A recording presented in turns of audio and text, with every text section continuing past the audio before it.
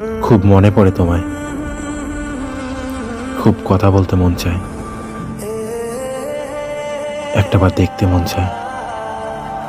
তবে জীবন থেকে একটা শিক্ষাই পেয়েছি, কাউকে গভীরভাবে ভালোবাসলে কিছু না কিছু একটা হারাতে হয়, হয়তো তাকে, নয়তো নিজেকে।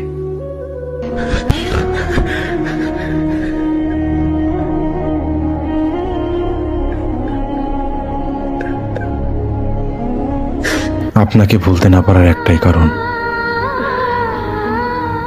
আপনি আমার খুব প্রিয়জন ছিলেন।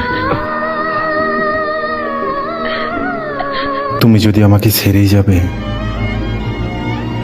তাহলে মায়ের বাঁধনে কেন জড়িয়েছিলে?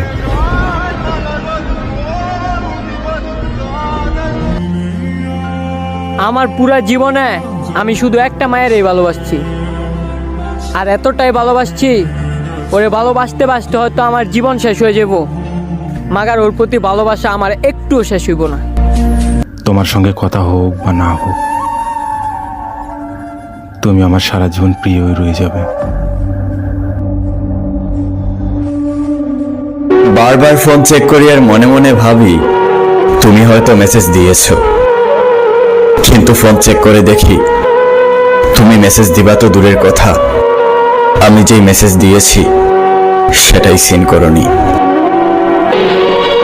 চেকানা খেয়েও স্যাট পোস্ট করতে ভালো লাগে, হঠাৎ করেই মন খারাপ হয়ে যায়, কিন্তু কেন মন খারাপ হয় সেটা নিজেও জানি না।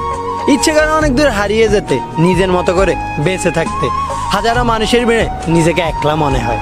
হ্যাঁ, এটাই আমি চঞ্চল কিন্তু বেয়াদব নই, আমি নিম পাতা, কোনো সুগন্ধি ফুল নই।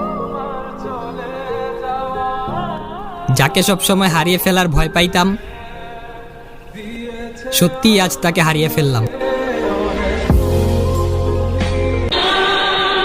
হয়তো সবাইকে ছেড়ে একদিন এই পৃথিবী থেকে চলে যাব, কিন্তু আমার দেওয়া স্মৃতিগুলো সবার কাছেই পড়ে থাকবে, শুধু আমি থাকবো না।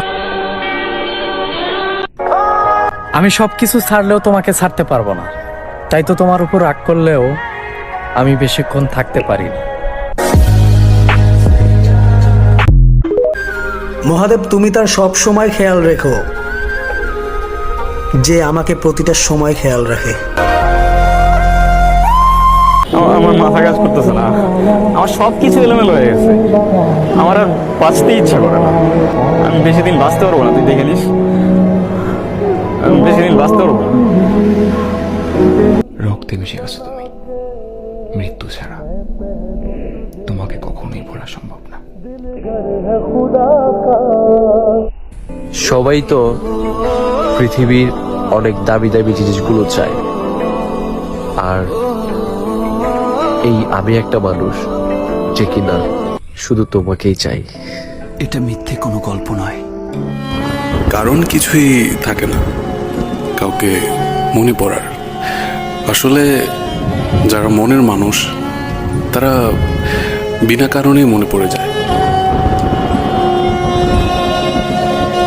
মানুষ মারা যায় কখন জানো? মানুষ মারা যায় তখনই যখন তার প্রিয়জনের সাথে তার যোগাযোগহীনত্ব তৈরি হয়।